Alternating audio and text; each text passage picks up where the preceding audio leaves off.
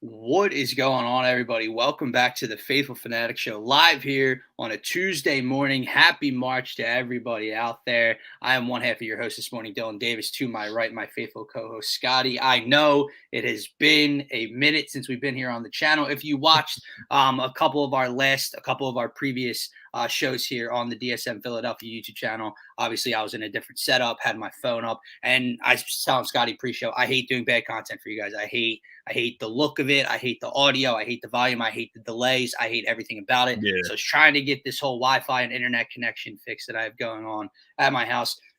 If you watch regularly, you know I'm still not in my normal setup, but at least we're on a computer again. At least we're sounding and looking a little bit better. So we're back. Scotty was also resting up from feeling a little bit under the weather last week, but we're back. And there's a lot going on here on the Phaithful Fanatic show this morning. Jason Kelce officially announces his retirement yesterday at a press conference. We're going to talk about that, what Jason Kelce meant to us, meant to the city, meant to the Philadelphia Eagles organization, and how he just represents everything that is and should be the city of Philadelphia. Zack Wheeler also staying busy with the Phillies yesterday, signing a 3-year, $126 million contract extension, the highest AAV the Phillies have handed out in their organization's history. We're going to talk about that. And the Sixers, Scotty, are they finding ways to figure out how to win without Joel Embiid? They win 2 straight against the Hornets and in Dallas against the Mavericks over the weekend, and we're going to talk about that as well. But my man, happy Tuesday. Yes, sir. Subscribe to the channel.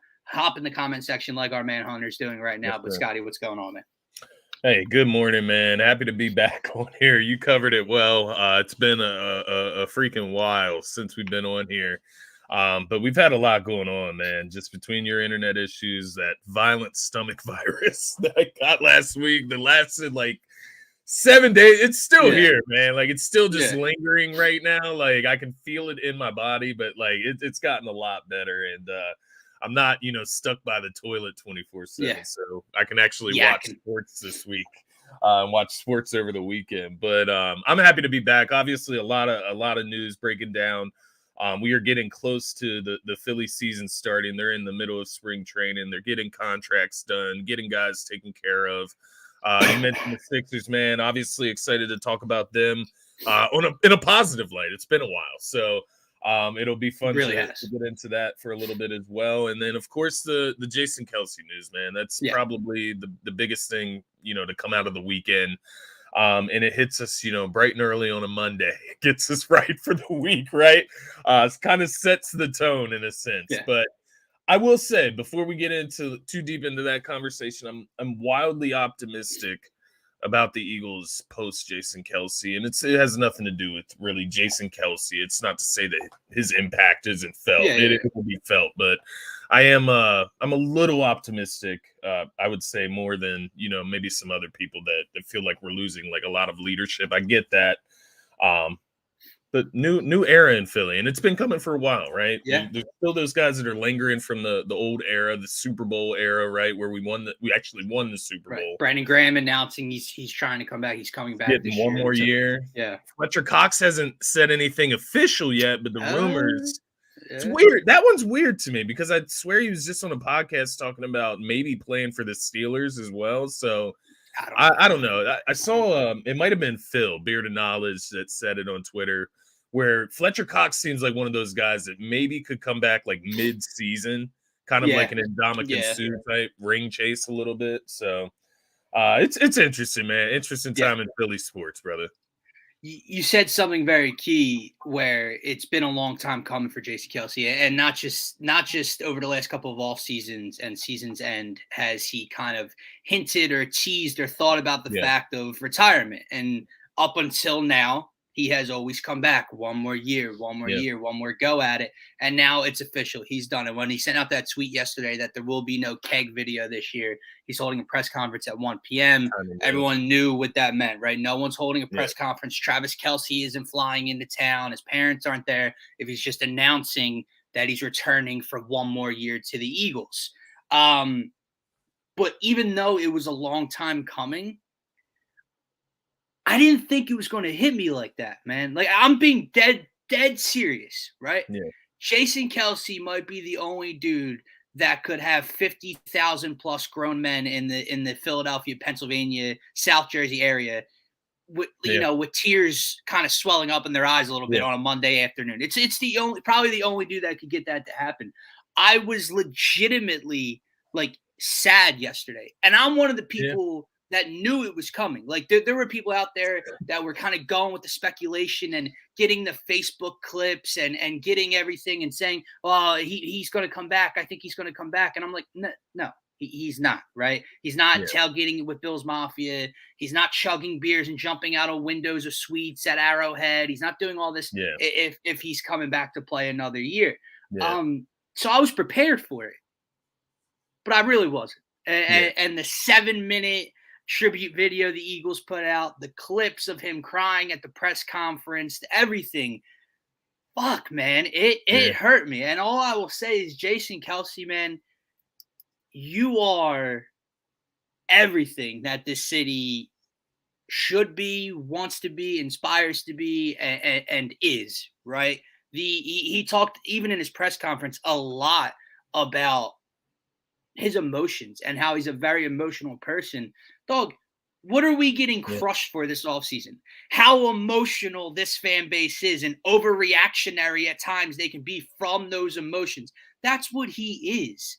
The leader, the emotion, the rawness, the toughness, everything about Jason Kelce is what Philadelphia is. And now that he's gone, I mean, I can't remember a time he wasn't the center for the Philadelphia Eagles almost. Like, that's how long it feels since he came in with the long hair and the long beard and ponytail and everything, man. So, I mean, no one deserves it more. First ballot, shouldn't even be an effing question about it. And that speech, we'll just say, is going to be something we're all looking forward to come that day in Canton, man. But the greatest to ever do it at the position, and that is for damn sure. And probably, like I said, the only guy that could have an entire fan base, an entire city or area kind of obsessed over a center. He's a center, and we care that much. It's crazy what he did. Yeah, and I think Philadelphia is one of the rare places as well that, you know, that can happen, right? Where Jason Kelce can take over a city, and it speaks to his personality. It speaks to the in-depthness that you know, Philadelphia fans go to admire their teams, their players. And Jason Kelce kind of found a niche here in sports and in the NFL and by, you know, getting drafted to the Eagles and spending his entire career here. And, you know, it's hard to imagine him playing for anyone else. It's hard to imagine, you know, somebody else, you know, snapping that ball every Sunday for our quarterback. And, you know, I thought the way that he went out yesterday, you know, it was just very Jason Kelce-like. Obviously, he's a guy that he's very good with words, right? He's very good with expressing himself, articulating how he feels and putting it out there for people. We saw that with the Super Bowl speech, which that was iconic, man. It's the best Super Bowl speech of all time. I'm biased, obviously. It was the Eagles Super Bowl speech. But it just is. Like, it's a fact. It just is. I mean, it was the best. Like, you see Travis Kelce out there sloppy drunk this past Super Bowl parade. You know what I mean? Like, Jason Kelce, he was drunk, but he was passionate, and he knew exactly what he went out there to go and say for the city, man. And once again, just a captivator, a guy that brings people together, and it goes farther than just him on the football field and him bringing those guys together, but bringing the city together as well, man, and understanding the city and getting into the depths of the city and with the people that live here. I mean,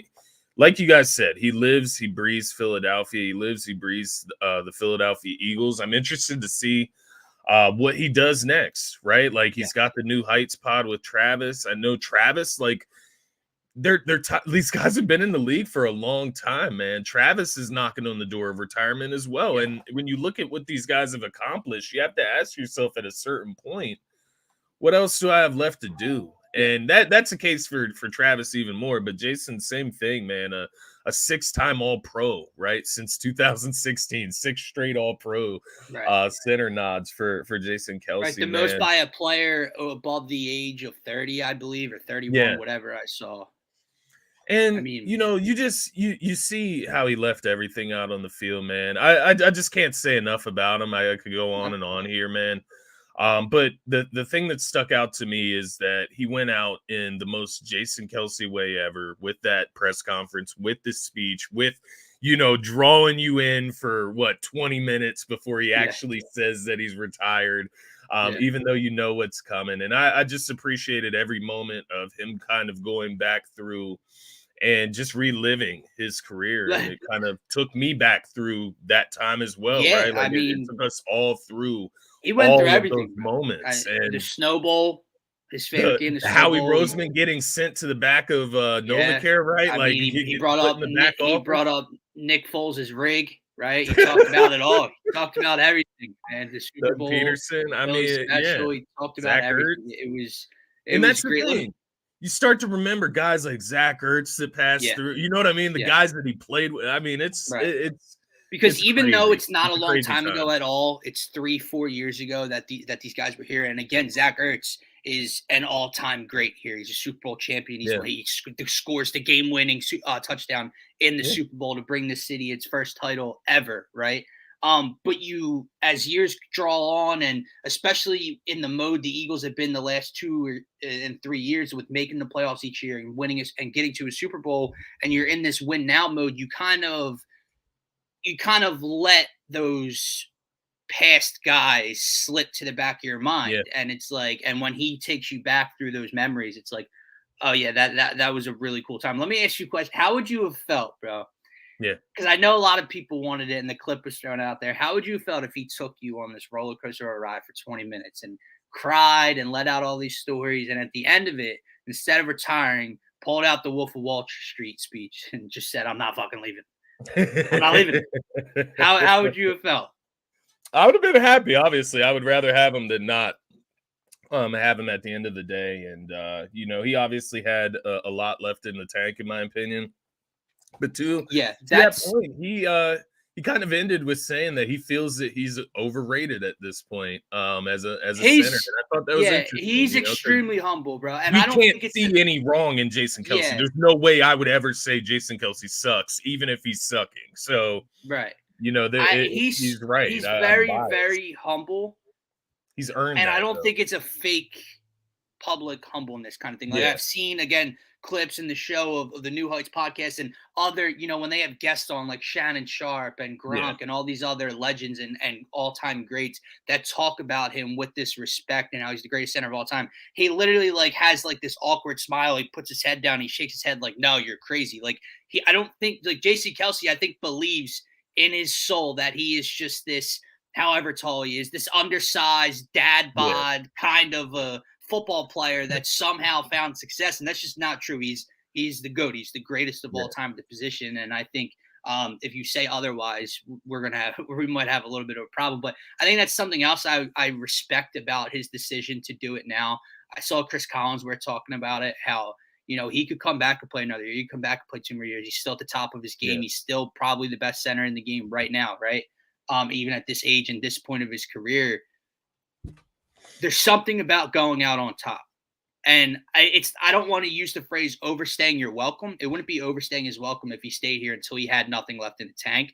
But it's how you're remembered. I think you and I have had this conversation with quarterbacks and some of the ways that some of these guys have gone out that we watched growing up. And, man, the way I watched Big Ben Roethlisberger just deteriorate in front of my eyes was like disgusting to watch. Like, dude, he was awful in his last season, right? Peyton, even though they won a Super Bowl, they won a Super Bowl almost in spite of Peyton Manning in that game, man, against the Carolina Panthers with Denver. It's how you go out, and I think that Jason Kelce is going out as on the top of his game, as close to it to possibly be at this point of his career.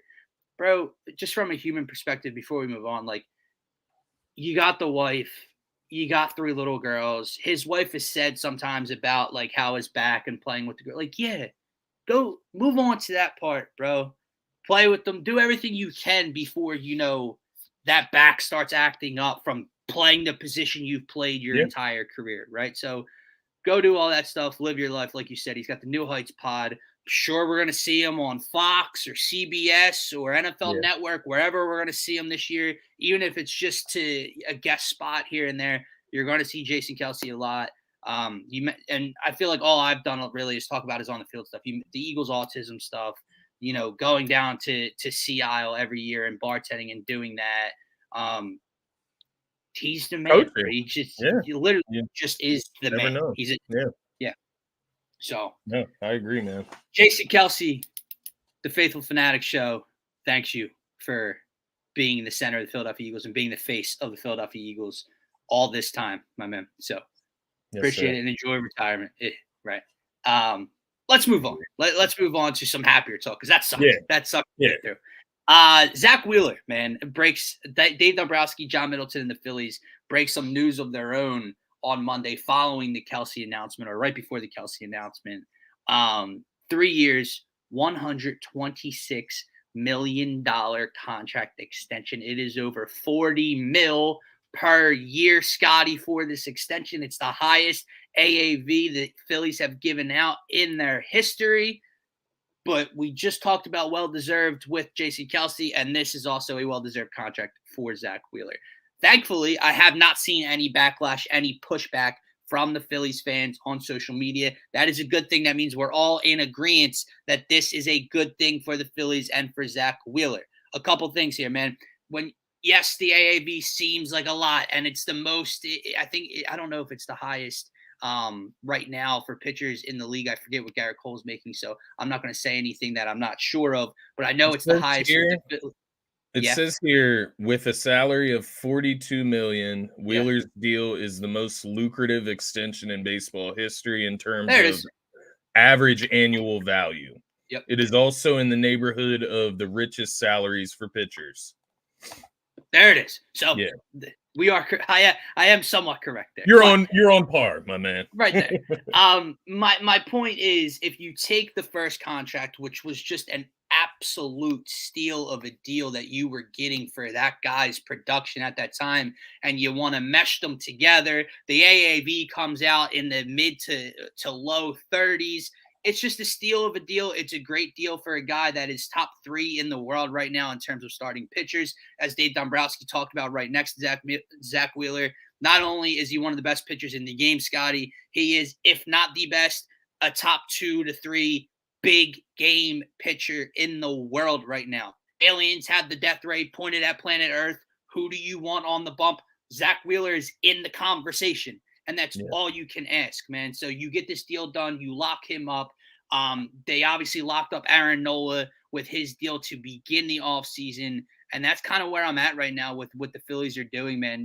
Yes, it's been quiet in a sense of new acquisitions, with Whit Merrifield kind of being the only real notable pickup this offseason, albeit a very good one. But it's not splashy. It's not sexy. It's not what everyone's kind of looking for, right? Jordan Montgomery's still out there. Blake Snell's still out there. And don't get me wrong, I'm on board. Sign me up. We'll talk about that in a couple of days here as the week goes on.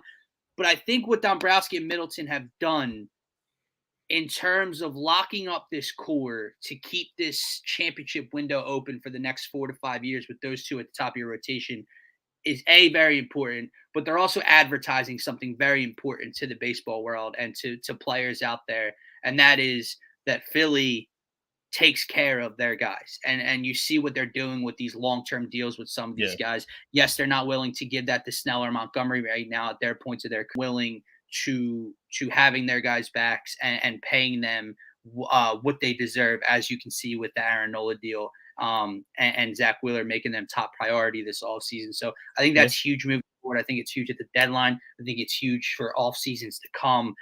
And I think they're just all around running their organization the way it needs to be run right now to try to win a World Series. Yeah, no, I think that's the biggest thing, man. This is how you keep your team together, right? And I think getting the guys in-house taken care of first here is a big initiative. And now you can turn that focus, turn heel to free agents, right? Guys like Blake Snell, Jordan Montgomery. Maybe you still want to, figure something out with Bryce Harper. I don't know if those talks have kind of stalled or what's going on there, but I'm sure that's on the mind, right? And that should be, at the end of the day, your guys in-house, as much as fans won't like it and as much as fans do want that big new shiny object, taking care of your guys in-house is priority number one. You got to make sure you at least stay where you're at. Then you can worry about improving and getting past that mark. So correct, because you are already a top 5 baseball team on the planet. Exactly. So let's not and detract anything from this. You can't afford to lose your ace. You can't afford to lose guys like Bryce Harper, right? So you got to take care of those guys. Aaron Nola's happy. Zack Wheeler's happy. You got your two best pitchers happy in the club. You got Ranger Suarez, who's kind of a high end number 3 there. So. What it does now is it allows Dombrowski, it allows Rob Thompson, like all of these guys, the organization, to know what they have, right? You know what you have going forward. You know what you have for the next 3-ish years in reality, right? And even extended past that, of course, but specifically with your pitching staff, you got at least the next 3 years to go for it. And I think by getting this locked in, you no longer have to worry about what you're going to be paying Wheeler. It's locked in. You're paying him $40+ million per year. Now you know what you can go and give to a Snell, to a Montgomery, without hurting that opportunity to keep your guy. And I think that's the biggest thing here. And it's probably why we haven't seen the Phillies making a ton of, big money moves as far as free agency, is because you do got to leave the options open. Absolutely. You don't know. What if Zack Wheeler asks for $50 million? You know what I mean? Like, we don't know how those conversations go. Obviously, it's all about the market and what's this guy paid versus what I produced and so on and so forth. But you never know what guys are going to ask for. And so to that point, you have to have that money readily available. And absolutely. I think they're going about it in the right course of action. I think they're going in the right direction here. And I think, it honestly gives me a feeling that the Phillies are going to surprise us. And maybe it's not a surprise at this point with guys like Snell and Montgomery just lingering out there, but I do feel like they're going to get aggressive and surprise us here soon. I would say even if it's not soon, the Phillies may surprise you come trade deadline this year and be a lot more aggressive than you've seen in the past if they don't use any of these assets, use any of this money right now. To Marshawn Lynch's question, I'm not exactly sure what it is. It might even be 2 draft picks. They're later draft picks. I could give 2 shits, okay? If the Phillies lost a 5th and a 6th round draft pick for signing Blake Snell, you go out and you get that deal done. I'm going to talk about that in a second. But the Zack Wheeler point, like you mentioned, man, the timing is very interesting, though, that it got done now. Snell, Montgomery, Boris still holding out, still posturing for this deal. Obviously, we've seen the rumors over the weekend that maybe Blake Snell is more willing to take a Cody Bellinger-esque type of deal, a 2 or 3 year bridge gap type of deal for a little bit less money, something the Phillies should and would be more comfortable doing than a longer term deal at this point of his career. Same thing when it comes to Jordan Montgomery. But you take care of Zack Wheeler now, man, because like you said, yes, when free agency hits, we all want new. We all want the shiny new toy. It's fun. It's exciting, right?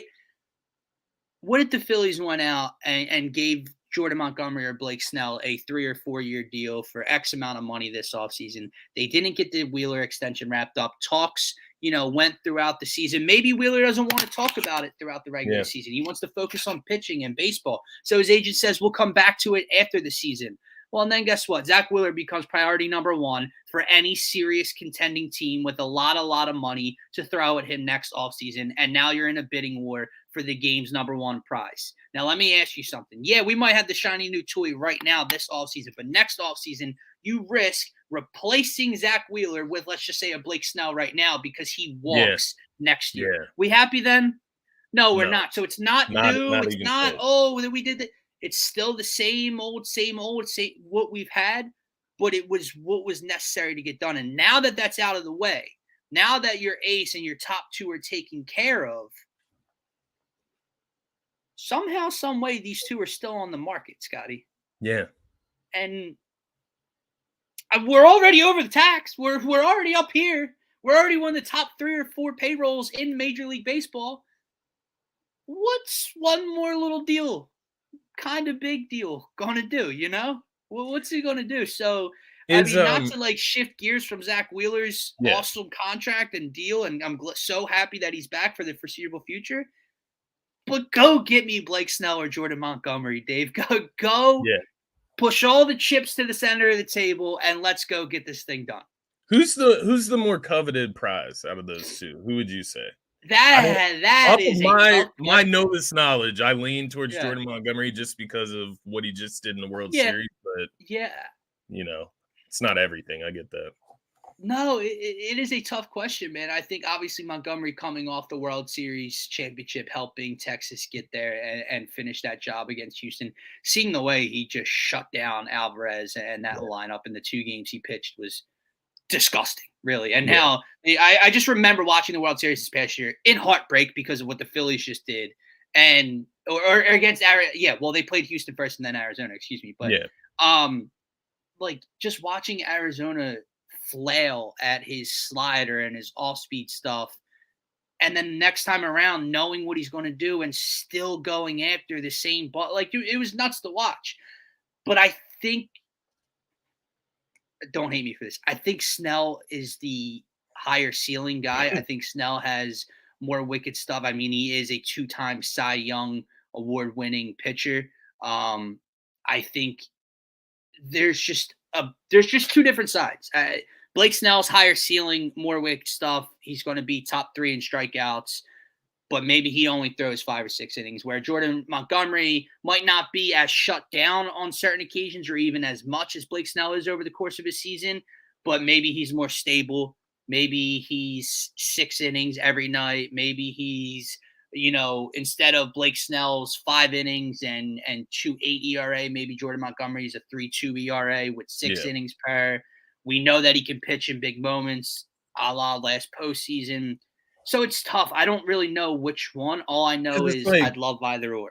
and that's the thing you have to ask yourself, which one of these guys is basically gonna help you get over the hump? And the Right. hump is the World Series, right? Like, winning the Correct. World Series, and, um you start to think about it, it's not really about what gets you through the regular season, like, we've seen that, right? Like, it's about what Yeah. gets it done in the postseason.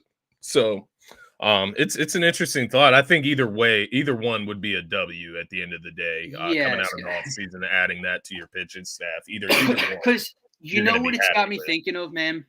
And who are Think the about better options team-wise? Like, there's not a ton right. of better options. You're Right. not Like going to who are the the Dodgers, Phillies competing with? Right. right? Exactly. Yeah. Like, Well, the Dodgers are you maxed wouldn't think out on they're the Mad going to the Dog. Dodgers. Yeah. You wouldn't think so. But like the The Yankees, like I Yankees. know there's a lot of people that think the Yankees are back in title contention because they brought in Soto. Maybe. I just don't think the rest of the lineup and the rest of their staff has it. Like, yeah, you have Garrett Cole at the top. Maybe he's the best pitcher in the world. And yeah, you have Juan Soto and Aaron Judge. But you They had haven't done anything. you had Machado, and so, and I get it. I Right, know Judge right, is better than right. You had Machado, but, like, Machado and Soto and Tatis and yeah, you and had a bunch of Bogarts guys and out there everything in else San in San Diego. Diego. Yeah. So Yeah, no, so I feel you, man. So it's like, what are the Phillies really competing with? I mean, these guys, if they are competitors, you see Citizens Bank Park the last few years, and there's got to yeah, be something, right? Like Montgomery goes to Texas. Well, he gets traded to Texas yeah, this past season, and he goes there and brings this city a championship. Well, if yeah, you're him, yeah, the Phillies have had a lot of success. So do they need me? Blah blah blah. Well, they haven't gotten over the hump like you just yeah, talked about. There's got to be something to these guys, ego wise and mentality wise of let me go be that final yeah. piece and help win this team. Like Whit Merrifield, Do obviously on a you lesser stage, talking about how he can be utilized to win this team a World yeah. Series. Do you think that maybe part of the issue is kind of their place amongst Nola and Wheeler, though? Like, if they come in, Possibly. like, does Jordan Montgomery or Blake Snell say, "I have to be like the number 2 Yeah, here if I'm coming"? I You know what I doubt mean? it. Yeah, I mean, I guess you're throwing every 5 days. I guess it doesn't really matter, Either way, what 5 days after opening day yeah, starts that you're throwing. Because I'm pretty sure we're gonna throw Nola on opening day because we have done it right, since he's been here. But he's right, not going to be they're going to flip that rotation at some point in the season where Wheeler is number 1 on top. Um, I'm glad Aaron Nola's back. Whoever they bring in would be my number 2. Sorry. And I think, again, we're glad he's back. We're glad he's locked up for 5 years. But let's not forget the conversations we have had about Aaron Nola the last 2 regular seasons, and even at some points in the postseason when he's kind of hit a wall. So glad he's here, but we continue to have this conversation of, is Aaron Nola a legitimate 2 to win you a World Series? And the numbers over the course of regular season, the innings work, the strikeouts, they'll tell you, the analytics might tell you yes, but what does the eye test tell you at times? Yeah. What does that wall of the 4th or 5th inning tell you at times? So if I bring in a Blake Snell or Jordan Montgomery, I know, like we just said, it doesn't really matter which 5. My rotation is Zack Wheeler, the other one, Aaron Nola. That's what I would be going with, even though Nola's going to start on opening day for Rob Thompson, which is fine. But you know what it's got me thinking of, man? The last couple off seasons with all this star power we've brought in has been what? The lineup. Yeah. And it's been great and it's been fun. But what has it done? It's not just that Trey Turner's come here. It's not just that Kyle Schwarber and Nick Castellanos signed here. It's not that. It's what you think what they do to everybody else. Right. So now Trey Turner slides in number 2. Well, now that pushes this person here and this person here. And now Alec Boehm's batting 6th or 7th. Like, think about how crazy that lineup is. Think about what one of these 2 guys does for this rotation. Yeah. What did I just say? Aaron Nola would be your number 3. Do you know how drastic of a difference that is? I know 2 to 3 doesn't sound. No, it's a big ass difference. Yeah. No one has Aaron Nola sitting in the middle of their rotation. Nobody has a Ranger Suarez number 4 in their rotation. Yeah, that's crazy. What do you got at 5? Taijuan Walker, who was an innings eater for you last year. Yeah, I get it. He gives up runs in the first inning at times. He's not reliable. He's not going to really pitch in the postseason. He's your number 5, or Christopher Sanchez, or your platoon, whatever the question is. That is Scotty. That is baseball's best rotation, on top of a top 3 lineup in Major League Baseball. Find a way to get that done. Find a way, and let's go all in on that side of things, man. What's going on, man? What legacy is Jason Kelce left behind following his retirement? How's the impact transcended beyond his on-field performance? Yeah, man. So we talked about that in the beginning. I'll touch on it real quick, Scotty, for him. We appreciate you. If you're new to the channel, hit that subscribe button. We're here normally every Monday, Wednesday, and Friday morning. Jason Kelce, like we said in the beginning of the show, since I guess day one, has kind of embraced what Philadelphia is on the field and then off the field with everything he's done with Eagles Autism Foundation, everything with his podcast, going down the sea aisle, bartending for charity, doing all that stuff.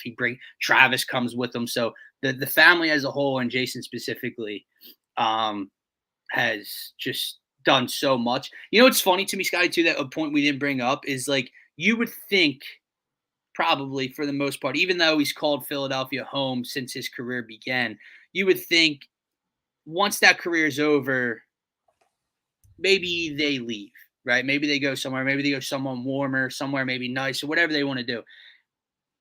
It doesn't feel like he's going anywhere, right? It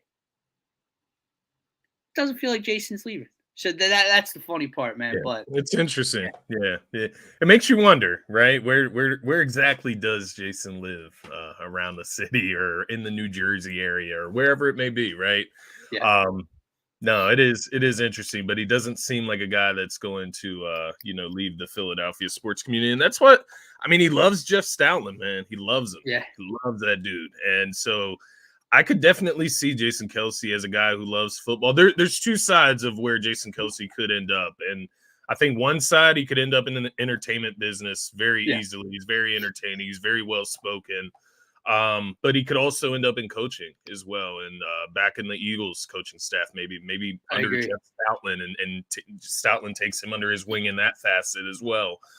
There's a lot of different avenues that Kelce can go. He's one of the best, man. That's what you have when you are one of the best. You have options afterwards, and he certainly has a ton of them. And I think what I thought about too, man, especially if he doesn't leave the area and he's right here still.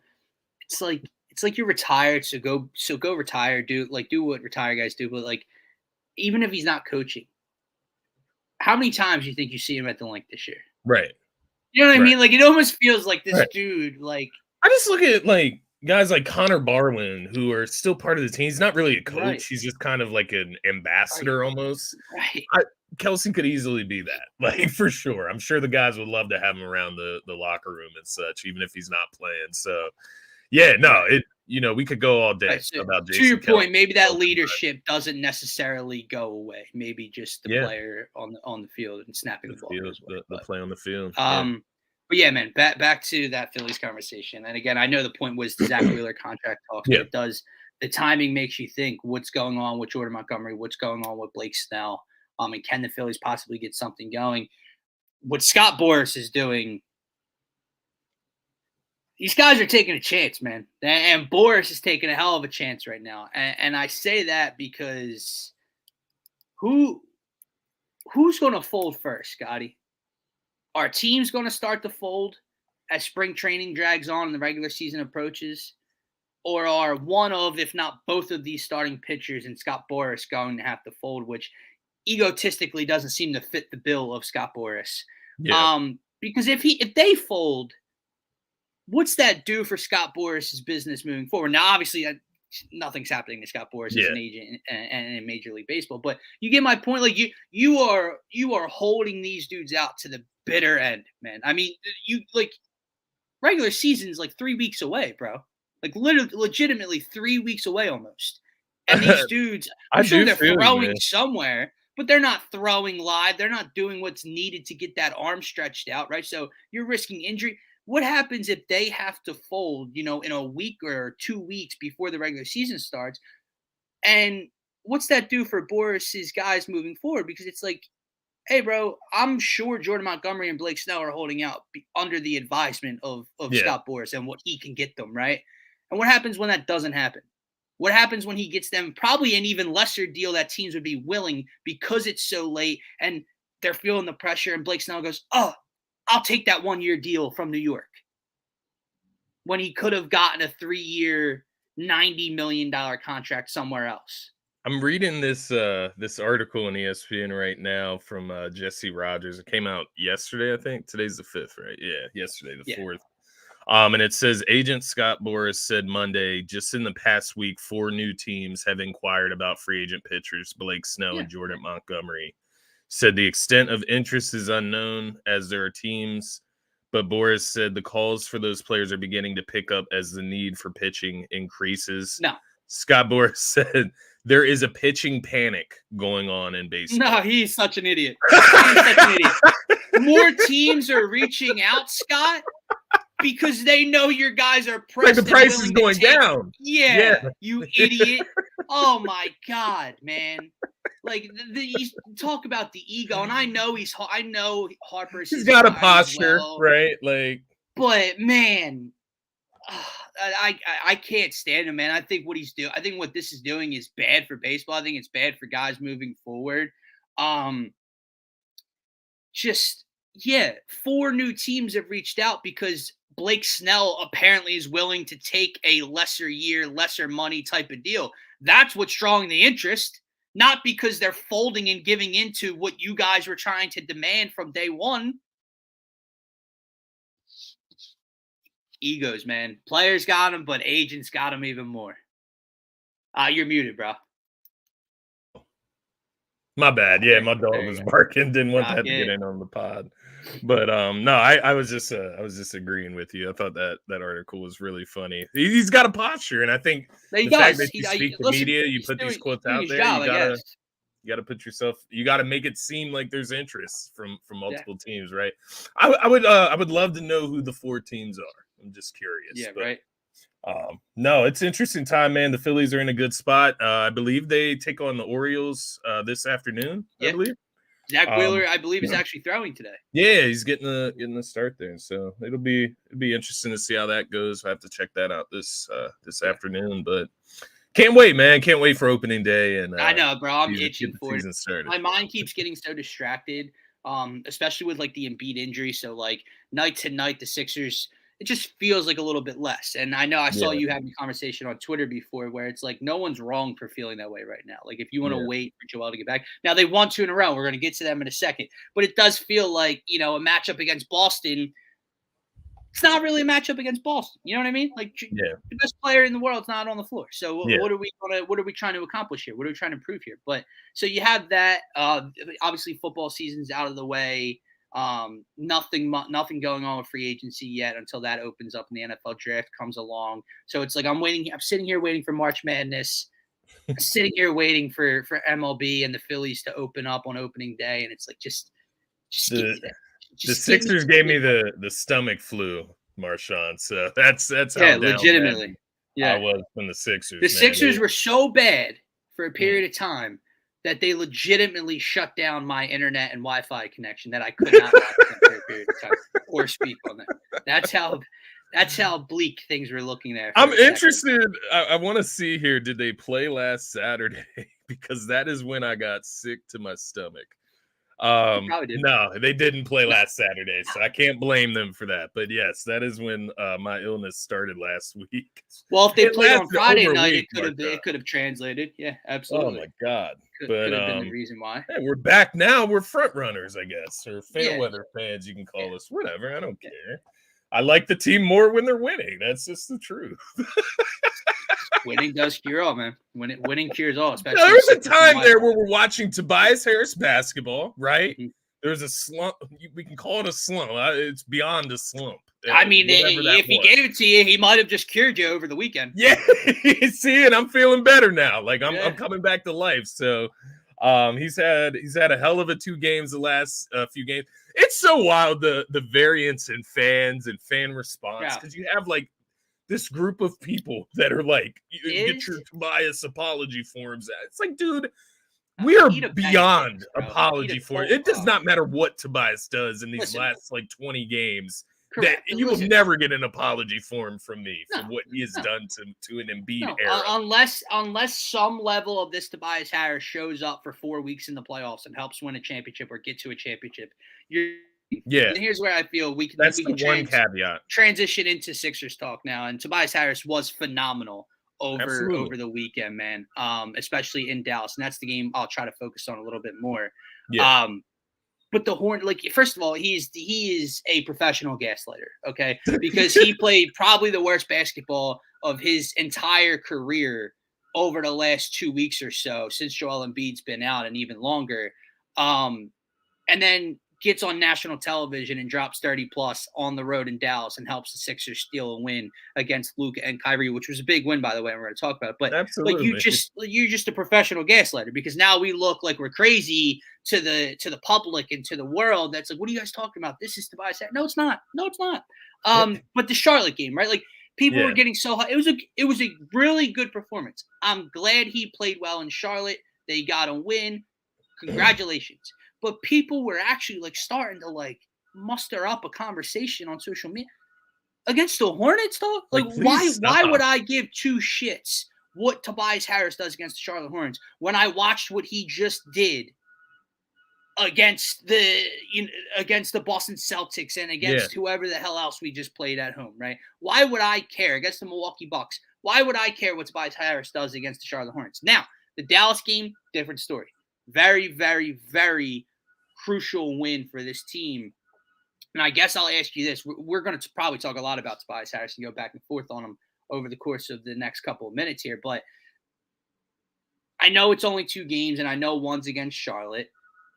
But is there something is there a little something here, Scotty, confidence-wise, that's kind of showing this team the way, that's kind of giving this team an idea of life without Joel, an idea of how to win without Joel? He's got no faith. I can't blame him. It's only 2 games, I know. But the presence, just having Batum back, seeing what he brings IQ-wise on a basketball floor. Kyle Lowry, I want to talk a lot about over the next few minutes as well. Having him out there, commanding the offense, running the offense. You know, you want to talk about a guy that doesn't shoot well on a given night or doesn't score much on a given night, but still finds ways to impact the game. You know, we used to love to have that conversation about Pat Bev, right? Yeah. But it's in a different way with Kyle Lowry. Yeah. There's a calmness to the offense when he has the ball in his hands and knows what to do with it. Is there something to this veteran leadership, this veteran presence now with these guys back and healthy? getting accustomed to his new team in Kyle Lowry, winning these 2 games, are they starting to maybe put it a little bit together? It's a tough question because yes, like in a sense, they are putting something together. They put together 2 great games, specifically with Tobias Harris, right, leading the way there. The 30-point game against the Hornets, 28 against Dallas. You do see Kyle Lowry in the starting lineup. I think that's made a world of difference. He's much better than Patrick Beverley. That's the simple truth. Impact wise, you can take campaign out of the equation, and Kyle Lowry is much better than Patrick Beverley alone. And I was wrong on that. I'll go ahead and put that out on the forefront. I was Kyle overrating Lowry? Patrick Beverley. No, just overrating Patrick Beverley a whole lot because he's looked kind of ineffective on the Milwaukee Bucks as well. Yeah, until last night. Until last night when I had the Clippers spread and he somehow found a way to fucking impact that game. Like, how's he like getting into vomit. Scuffles with Paul George, but then wearing his sneakers, dude? He's a clown, bro. That's odd, man. But that's a whole other side conversation. The one thing that I'll say about this, Dylan, and the reason that it causes hesitancy for me, and we could talk about their upcoming games, who they're going to be playing, but when it comes to playing teams like the Bucks, we're going to play the Clippers down the stretch here. Any of those Western Conference teams really that are in the playoff picture, like what OKC, like all of those teams in the Western Conference, and then you have like the top 2. Not the top 2 because the Bucks are 3rd right now, but the Bucks and the Celtics are 2 teams in the East that I just don't think we're going to be able to beat them without Embiid. And the reason I say that is because Tobias Harris, and like it's a great 2-game stretch against the Hornets and against the Mavericks, but the Mavericks are fucking horrible defensively, man. Like you're not going to have a slower, you're not wrong, cone to drive past than Luka Doncic. Like Tobias Harris was driving straight past Luka. Half the time they didn't even want to get out and contest him at the 3-point line, so he's getting wide open shots. And mind you, he hit the shots. He is shooting the ball better. Like he's shooting more confidently. He's hitting the 3-point shot. That's a big difference from what we saw in February. But I still need to see it against a good defensive team. And I think that's the big caveat because you go from the Hornets, it's like, okay, that's a bottom feeder team all around. Yeah.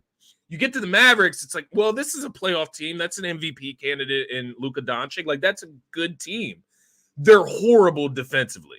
And I think when you look at what the Sixers are without Embiid, that makes a big-ass difference in matchups when you're facing teams. Like, if you're facing an offensive juggernaut or a defensive juggernaut, it's going to be a lot different depending on which one you're playing without Embiid. And I think the Mavericks, you look at that, that's just a good matchup for the Sixers without Embiid, right? Like Luka, it is barring him having this like 50-point showing, that's a pretty good matchup.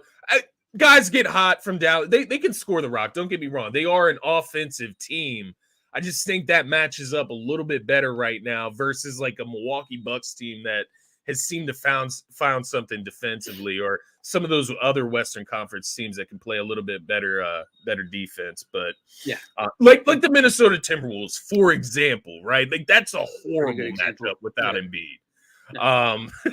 So am I confident? Like I'll say this, and this is the positive part, is against teams like the Nets coming up, the Grizzlies, even the Knicks without Jalen Brunson, mind you, they looked dangerous against Cleveland the other night, but no Brunson, but they're beat up to hell and back right now. You need to win those games. Against teams like that, I'm confident that the Sixers can stay afloat. So then once again, we get back to this point of when is Embiid coming back? Is he coming back? And how healthy is he going to be when he returns? And we got a report last week about that as well, man. Some other positive news that he's, we got to hear him speak a little bit too, man. Yeah. And I think that was very key to have him kind of back. To see him back in the locker room, back on the sidelines. I think it's trending towards him returning, which is great. It's a great look. At least his presence has to give an energy boost to the rest of the guys, right? Because he's not around, and probably things seem a little gloom and doom, right? Like, you're all professionals. You all play in the best league in the world, at the highest level. You're all making millions of dollars. You're all great, but the best player on the team is out for the foreseeable future. Yeah. And you start to lose games in the fashions that they were losing games.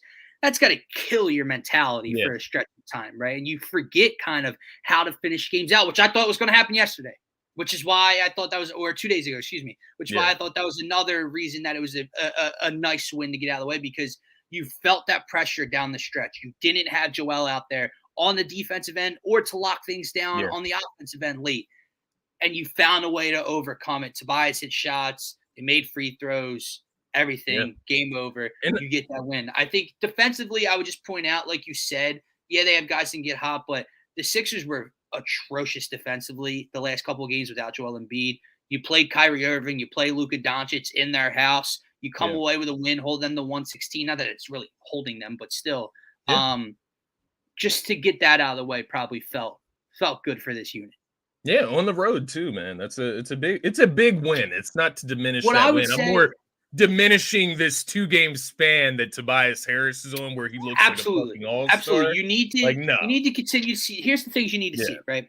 You need to continue to see Tobias Harris shoot and score the way he has the last couple of games. Does he need you? Does he do you need him to score 31 a night? No, you probably don't need him to score 31 a night, but can he get you 24 a night? Can he get you 23 a night, somewhere in that ballpark?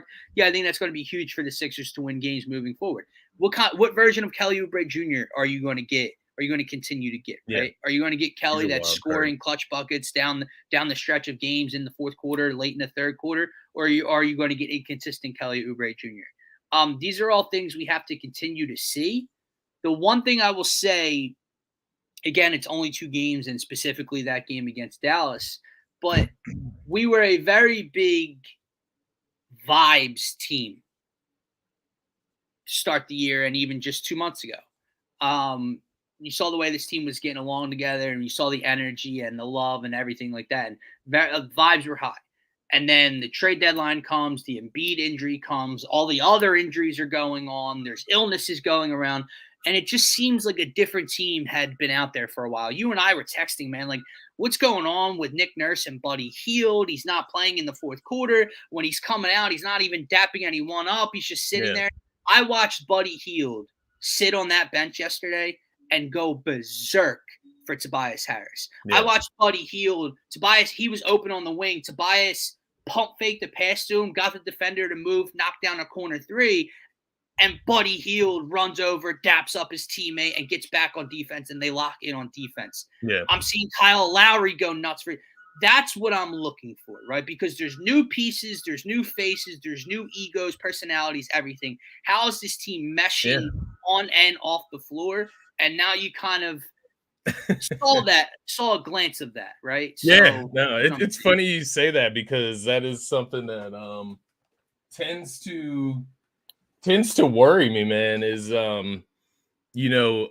thinking about how Tobias Harris and kind of his impact might affect somebody who's new on the team, right? And a Buddy Hield who, you see a guy like Tobias Harris taking shots, it might worry you, right? Like it might annoy you that he's getting shots over you in these moments. But Tobias, I'll tell you what, as a Buddy Hield prop better, it was annoying the hell out of me. Yeah, it's annoying as hell, man. Annoying the shit out of me, man.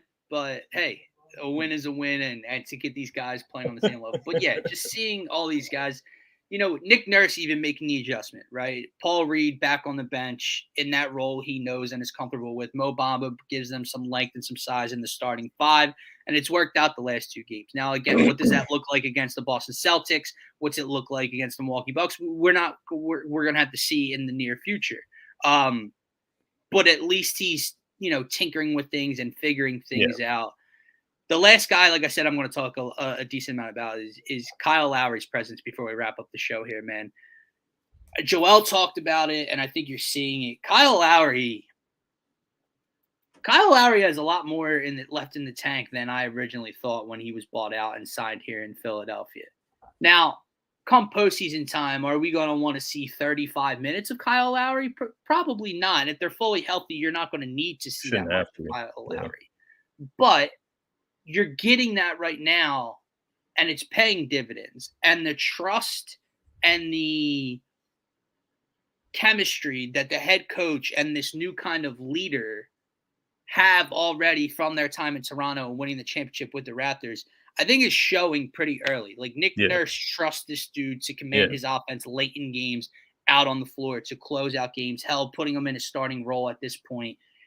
It's paying dividends. And we Yeah. talked a lot when Patrick Beverley was here about finding ways to impact games, even if you're not scoring or shooting well. And Patrick Beverley does that in other ways, right? He does some gritty work. He's a dog. He annoys people. Defensively, he locks in. Kyle Lowry has stepped in and taken more charges than probably anyone in the city of Philadelphia has taken over the last decade.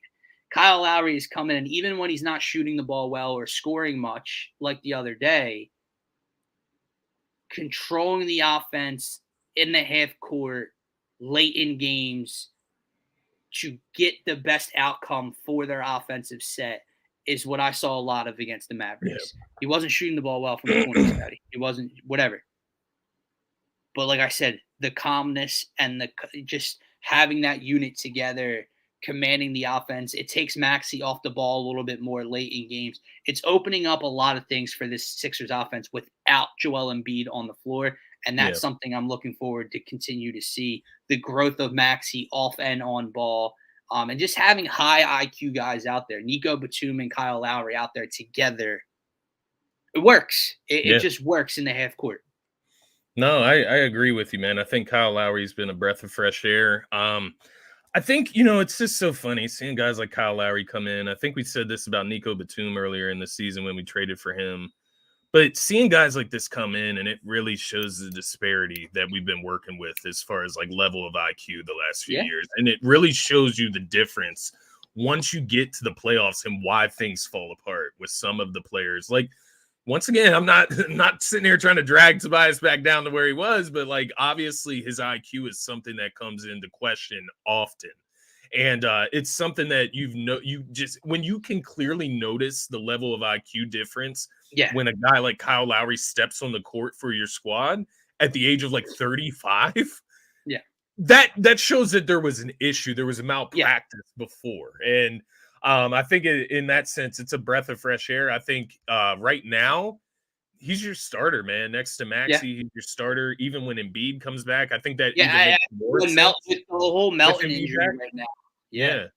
Like what? It's Maxey, Lowry, Hield, Tobias, and then Mo Bamba right now. But obviously slide Embiid in there. That looks 10 times better. And then they tend to lean towards defensive purposes, which we're starting to see now towards the end of the game, where you'll see Buddy Hield not play a ton in the fourth quarter, which think, man, kind of makes sense. But I think that's the caveat with Embiid back. You might be able to get away with Buddy Hield playing when Embiid. Correct.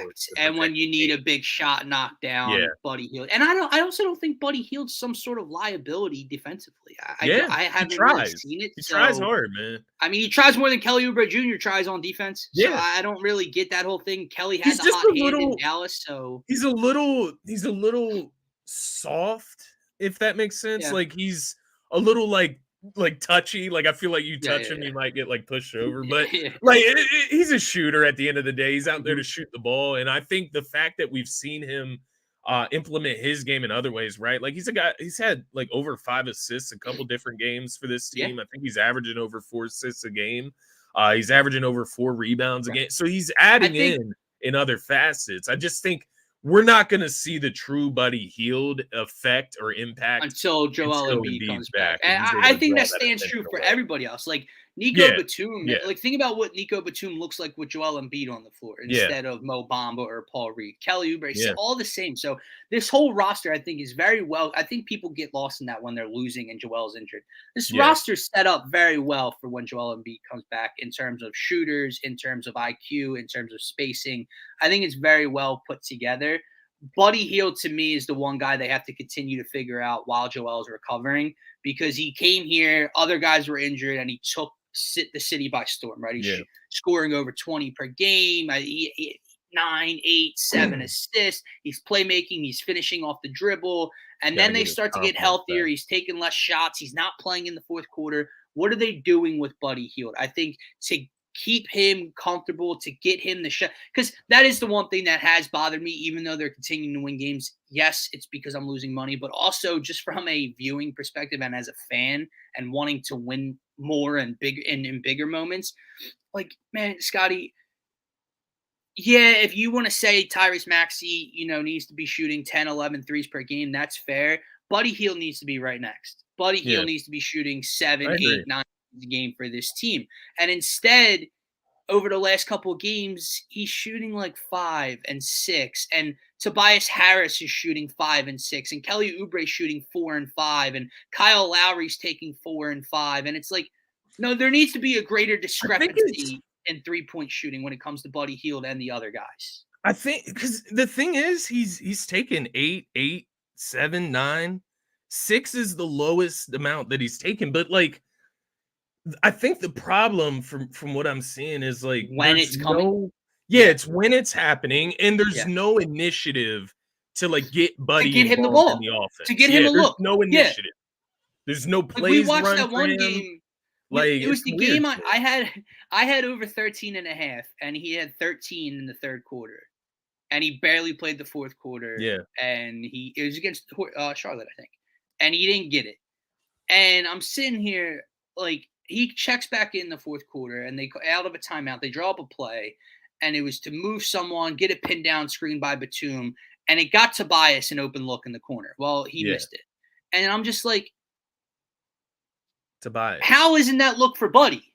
Yeah, how isn't that look for the 43% 3-point shooter? Yeah, to get him an open look off of a pin down. So that didn't make sense to me. The Boston Charlotte game, right, man? Bro. That Charlotte game, I think it was Charlotte, where the first quarter. No, it was Boston. Actually, it was Boston. He hit the first 2 threes in the game in the first quarter, and in the 40 seconds. In the first 40 seconds, he scored their first 6 points of the game. Bang, bang, 2 corner threes. And he only took 3 total until midway through the third quarter. That's what I'm talking about, timing. Yeah. And I get teams make adjustments, but like, come on. Like, you need to make bigger adjustments. Not that kind of adjustments, man. Yeah. And like, he might have finished with 7 because they were down by 20 or whatever the case was, and he was taking threes in the fourth quarter. That's not the rhythm I'm talking about when it comes to Buddy Hield. Buddy Hield's game 2 for 2 from the corner.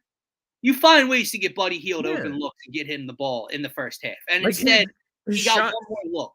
His shots shouldn't come so spaced out in the game. Like, he should be getting 2 to 3 3-point attempts per quarter. Like, it should be very simple equation. And I think that's the big thing for me. The big thing that I've noticed, especially like just not having Campaign last game or not having DeAnthony Melton, is I would rather see Buddy Hield than those guys. Like, I would rather see Buddy Hield than DeAnthony Melton for sure. And I would definitely rather see Buddy Hield than Campaign. And if you just have to take Campaign's like 5 minutes away to give Buddy Hield more time. Campaign plays 6 minutes, and he's a 40% 3-point shooter. Maybe with Embiid it works a little better.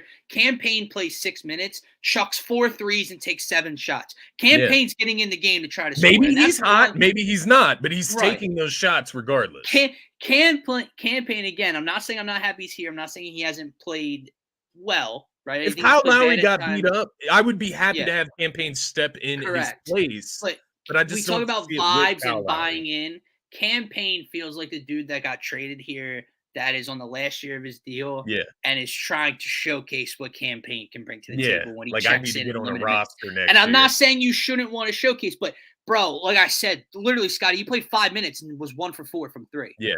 In no way, shape, or form should Cameron Payne have 4 threes in 5 minutes of gameplay. Not if Buddy Hield can't. Right.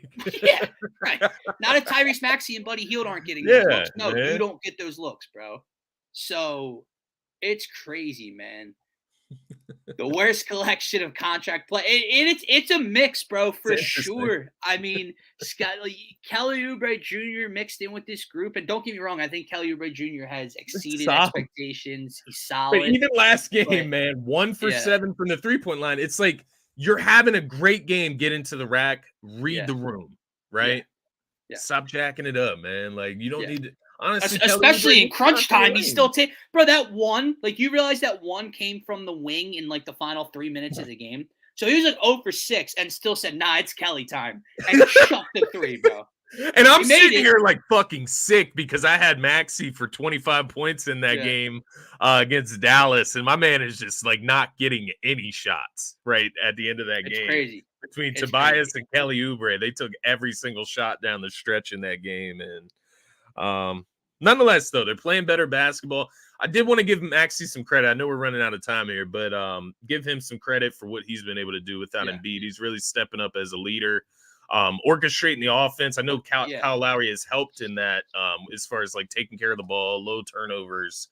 But just, watching Maxey grow, man.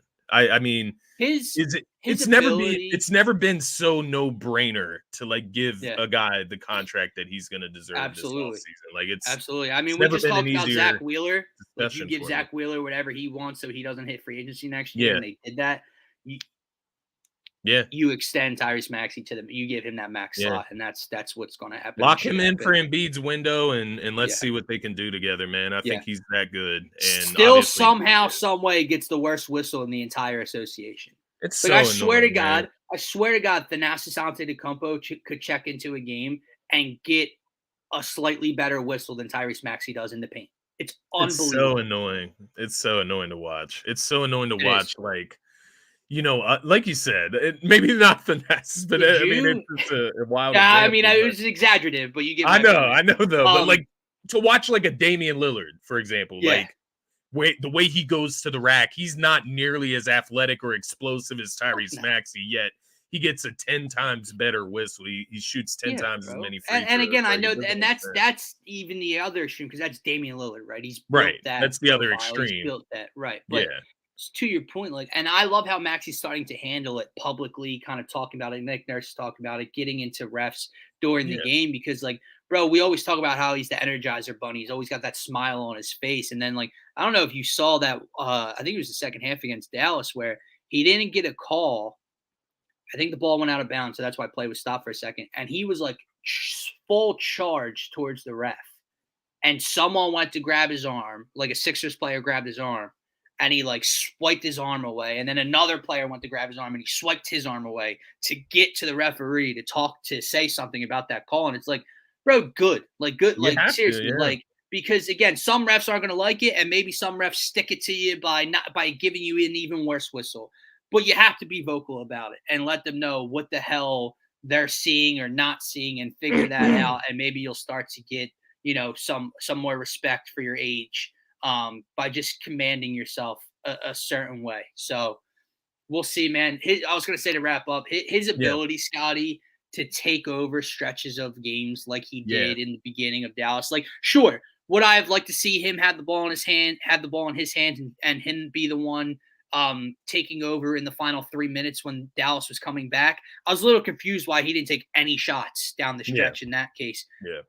But he still does, man. Like, even with Joel, like, how he comes out in the third quarter and takes over. I wonder if that, that happening in the fourth quarter, and it worked, right? And there's no way we can go back and say, he should have taken this shot or that shot, because guys hit shots, he made the right passes, and it worked. Is that just the maturation in his game, right? To be willing to get his teammates involved. There's two ends to that sword, right? It's a double-edged sword, because if Tobias misses those shots, if Oubre is unable to score some of those buckets, I think it's tough, you lose this game. It's a double-edged I think sword. that's the tough part. And, like, to your point, is like, when they're making those shots like they were against Dallas, the thing in his ear is going to be, see, that's why you trust your teammates. That's why you're a playmaker. That's why you get people involved. But if they miss those shots and you somehow lose in devastating fashion, what you are going to be hearing is, you need to be aggressive. You need the ball in your hands. You need to take the shots. So it's tough. I'd rather Tyrese Maxey be aggressive, and we live and die by Tyrese Maxey in that case. I mean, I know that sounds crazy because we won, but on a consistent, normal basis, I'm going to want Tyrese Maxey taking shots with 2 minutes left instead of Tobias Harris and Kelly Oubre Jr. So, and I think that's a great point that to kind of wrap up here. You point out the stretches that Maxey's able to have, the 17 in the first quarter against Dallas specifically. If you just give us one of those in the playoff game, right, with Embiid in the second round, that is the type of performance in a game 6, in a game 7, that gets you over the hump, right? Being able to take over a specific moment in that game. We still got to see it in the big moments. We still got to see it in the postseason, but he shows the ability, and it's only going to get even more maximized with Embiid on the court, right? Both two guys that are able to take over a segment of the game. I'm excited. Like, listen, I know there's a lot of unknown to the timeline and when and if he comes back and how he like Maxey could be getting better right now. Like he is getting better at basketball right now without Embiid. So what is it going to be when Embiid returns? How easy is it going to be?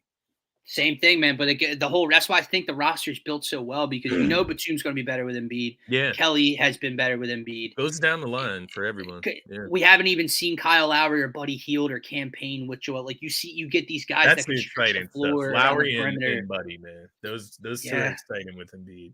I'm telling you, bro. I said it to you. I said it to you before a couple weeks ago, right at the deadline. Assuming he can come back healthy, do not count this fucking team out. I'm not saying you. I'm just saying, like, to everybody out there. I know things have seen gloom, and are they sliding down the standings, and are they going to be a play-in team even by the time he comes back? Then the Knicks got this person, and the Bucks are starting to play well. Yeah, teams are starting to play well. Teams are going to get healthier. But the best player on the planet, hopefully, will be coming back to a team that seems to have a lot of a supporting cast around him that he hasn't had in his past. Right? So I'm excited, man. Just get this team to the postseason, get Joel Embiid back healthy and ready to go, and let's see what they have come that time, man. I think the good thing about the NBA right now is that if you're not Boston, you probably have about an equal chance at winning the championship right now. Like there's just one favorite in my mind right now. You could throw the Nuggets in there from the Western Conference, but the Western Conference is so stacked from top to bottom. You could have an 8 seed beating a 1 seed, or a 7 seed beating a 2 seed in the Western Conference for all we know. The Eastern Conference, the Boston Celtics, they're in a tier of their own right now. That can be a good thing or a bad thing, right? Like at the end of the day. But the thing that I'm trying to point to here is that there's no other teams that are really pulling themselves away from the pack outside of Boston in reality. So it's good and bad. Point. I don't know when, if not now. I mean, they're so stacked, bro. Like you see it in that game against the Warriors. Obviously, the Warriors didn't show up, but no Kristaps Porzingis. Jaylen Brown's able to drop 30 plus. Derek White's able to drop 30 plus. Kristaps, when he's playing, can drop 30 plus. Jason Tatum can get you any garbage time buckets that you need. So, I mean, that team they're just stacked. If they can't win it, that's a good point. If they can't win it this year, what else do they need? What else could you get? What else could you add to the team? Like what? I fucking hate them so much. I do too, man. I can't stand those motherfuckers, man. Watching them beat Steph and Golden State by 50 the other day was just disgusting. Like you said, with no Kristaps Porzingis, but with no Kristaps, we'll see. We will certainly see come postseason time, Scotty. But that is going to wrap up this Tuesday edition of the Fifth Fanatic Show. We're finally back. So when I'm back in the basement in the studio, TBD when it comes to connection. We're going to have to figure that out. But at least we know we're stable up here in this room. So we will be back tomorrow talking more Sixers, more Phillies spring training, and whatever else decides to hit the Philadelphia. Tomorrow, Marshawn. Media. Yes, sir. Tap in. So stay tuned. Make sure you subscribe to the channel if you are new. We appreciate each and every one of you for the comments. For myself, for Scotty, have a great rest of your Tuesday. Peace, everybody.